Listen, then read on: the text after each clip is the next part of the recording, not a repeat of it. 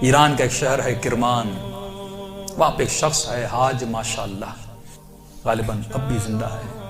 پورے کرمان میں جب امام حسین کی مجلس کرواتا ہے، کسی بادشاہ اور وزیر کی مجلس میں بھی اتنے طعام نہیں ہوتے جتنا اس کی مجلس میں امام حسین کا نظر و نیاز ہوتا ہے۔ ہمارے ایران کے استاد کہتے ہیں کہ جب میں ان سے ملنے گیا اور اسی نیت سے ملنے گیا کہ پوچھوں تو صحیح آپ کے پاس اتنا پیسہ آتا کہاں سے کہ آپ امام حسین کے اتنے سفرے اور اتنے طعام لگاتے ہیں۔ جب ملنے گیا تو کہا کہ ایک بوڑھا سا تھا 70 ایئرز کا، چہرے پہ عجیب نورانیت تھی، اور بیٹھا اور مجھے کہنے لگے کہ آج تک حسین کی میں نے جب بھی نیاز کیا میں نے جیب سے ایک پائی نہیں لگائی، مجھے نہیں پتا یہ کہاں سے آتا ہے، کون دے کر جاتا ہے، کہ پھر بھی یہ کیسے ہوا؟ میں نے آپ کے بارے میں بڑی چیزیں سنی۔ اس نے کہا کہ آج سے تقریباً 50 سال پہلے میرا کام تھا نجاری کا، جو لکڑیاں بناتے ہیں نا، لکڑی کا کام کرتا تھا، اور میری بڑی الفت تھی، محبت تھی امام حسین سے، میری زندگی عشق حسین کے محور میں گھومتی تھی۔ میں لکڑی کا کام تو کرتا تھا لیکن میں بڑی محنت کر کے لکڑی کے ممبر بناتا تھا حسین کے لیے، مسجدوں کے لیے ممبر بناتا تھا، تعزیہ بناتا تھا، تابوت بناتا تھا، علم بناتا تھا، جس بھی مسجد کا کام ہو سب سے پہلے وہ کرتا تھا۔ پورا سال میری یہ روش تھی، مسجدوں میں ممبر دینا، تعزیہ دینا، حسین سے عشق تھا۔ اس کے ساتھ ساتھ تھوڑے تھوڑے ہاسپٹلز کے کام بھی کرتا تھا۔ ایک دن کام کرتے کرتے اچانک مجھے اپنی کڈنیز میں بہت تکلیف ہوئی، میں نے درد کو دیکھے اندیکھی کر دی، 2-3 ہفتے گزرے، تکلیف بڑھتی گئی، یہاں تک ایک دن اتنی تکلیف ہوئی میں بے ہوش ہو کے گر گیا۔ مجھے ہاسپٹل لے جایا گیا، ڈاکٹرز نے مجھ سے کہا کہ کب سے تکلیف ہے؟ میں نے کہا 2 ہفتے سے تکلیف بڑھ گئی ہے۔ انہوں نے کہا جلدی جا کر اپنے یورین کے ٹیسٹ دو۔ جب یورین ٹیسٹ دینے گیا تو میرا یورین ہی نہیں آ رہا تھا۔ پھر ڈاکٹر نے ایک انجیکشن لگا، کہا آج کے بعد گھر چلا جا، نہ تجھے چلنا ہے نہ تجھے کام کرنا ہے، بس بستر پہ سیدھا ہو کے لے جا۔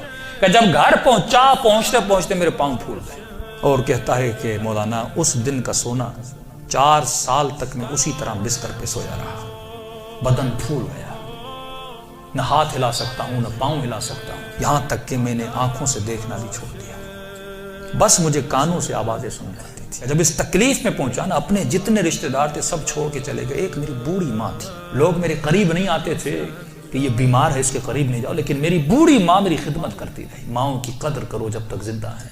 کہ اس ماں نے میری خدمت ایسے کی جیسے میں بچہ تھا۔ کہ ایک دن مجھے یہ ہو گئے ہاسپٹل آنا جانا، بدن بہت پھول گیا، کھال بالکل نرم ہو گئی، کہ ہاسپٹل لے جایا گیا۔ ڈاکٹر نے جب مجھے پلٹا تو میری پیٹھ پہ کیڑے پڑ چکے تھے کیونکہ بدن نرم ہو چکا تھا۔ میری ماں ڈاکٹر کو کہتی تھی بیٹے کو پانی پلاؤں، کہتا تھا نہیں، بس چمچ کو گیلا کر کے اس کی زبان پہ رکھو۔ کہا 4 سال میں نے وہ پیاس چکھی جس کو سوچ کے میں حسین پہ روتا تھا۔ شدت پیاس میں میں نے بس دل میں نے حسین حسین حسین کو، اپنے آقا کو میں نے امید نہیں توڑی، حسن ظن تھا میرے آقا حسین پہ۔ کہ جب آخری دن ہاسپٹل میں گئے تو ڈاکٹر نے میری ماں کو کہا بس یہ چند دن کا مہمان ہے، اسے گھر بھیجا۔ یہ میں نے آواز سن لی اور سنی تو میں رو پڑا۔ میں نے کہا امام حسین 4 سال سے آپ سے امید لگا کر بیٹھا، مولا کیا آپ کا عاشق اسی طرح مر جائے گا؟ دنیا کیا کہے گی؟ حسین کے ممبر بناتا تھا اور حسین نے اسے شفائی نہیں دی۔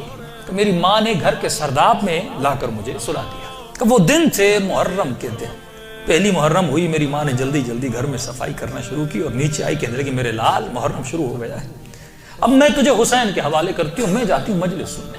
کہتا ماں یہ کہہ کر چلی گئی، اس سرداب میں میں سو رہا تھا، 4 محرم کی رات آئی، آج بھی اس کا گھر موجود ہے، سب کچھ ہے۔ 4 محرم کی رات آئی، میں نے دیکھا کھڑکی سے ایک پرندہ اندر آیا۔ کہتے تب تک کان کام کرتے تھے لیکن جیسے یہ پرندہ آیا میری آنکھوں نے دیکھنا شروع کیا۔ لیکن یہ عجیب کبوتر تھا جس کے 3 پر تھے، سفید تھا، سبز تھا اور لال پر تھا۔ میں نے زندگی میں ایسا کبوتر دنیا میں کہتا میں نے نہیں دیکھا، پنجے اس کے لال تھے۔ آیا اور آ کر میرے سرہانے پہ بیٹھ گیا۔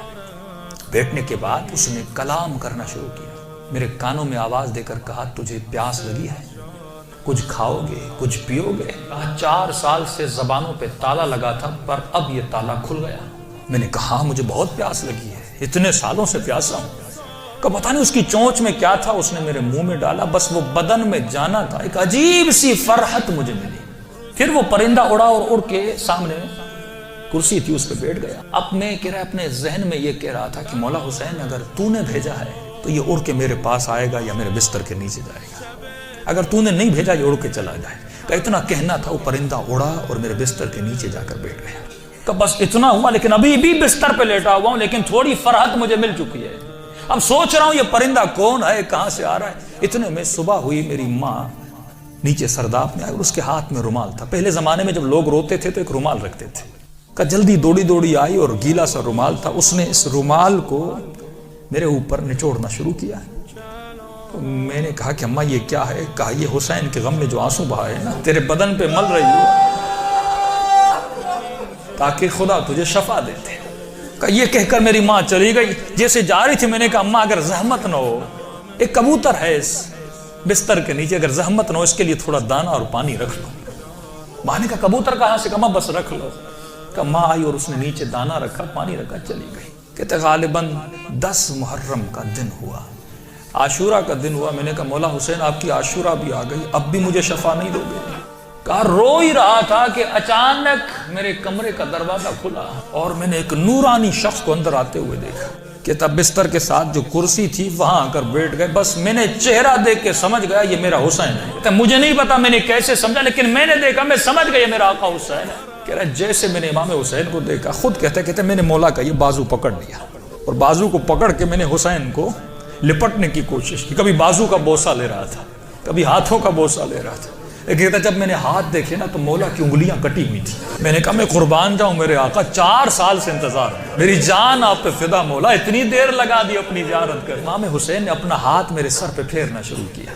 کہا آج ماشاءاللہ ہم آ گئے, ہمارا انتظار تھا, ہم آ گئے, تیرا انتظار ختم ہو گیا, بتا تجھے کیا چاہیے؟ میں نے کہا میں نہیں بتاؤں گا, آپ کو پتا ہے مجھے کیا چاہیے. آپ میرے حال کو دیکھ رہے, میں زبان سے کچھ نہیں مانگوں گا, آپ کو پتا ہے کہ مجھے کیا چاہیے. اتنا کہنا تھا, حسین نے میرے وجود پہ ہاتھوں کو پھیرنا شروع کیا.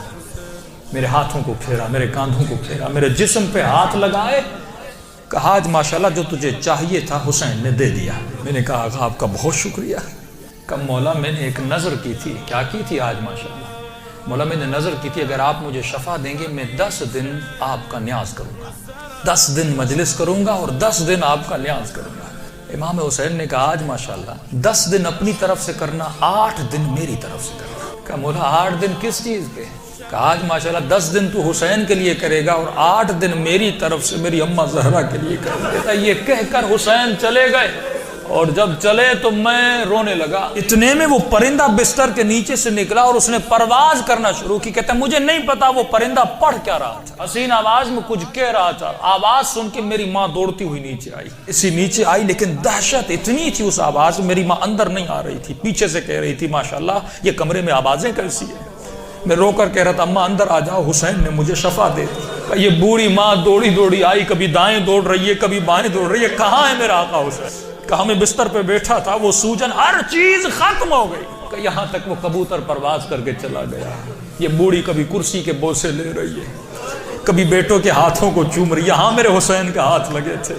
روتی ہوئی جب صحن میں آیا, ہمسایوں نے سمجھا یہ مر گیا ہے. دوڑے دوڑے آئے کہ ماں رو رہی ہے, شاید بیٹا مر گیا. لیکن جب پہنچے کیا دیکھا, اسے حسین نے زندگی عطا کر دی تھی. عزیزو جب یقین ہو نا, یقین نہ ٹوٹے, جب اہل بیت پہ بھروسہ ہو,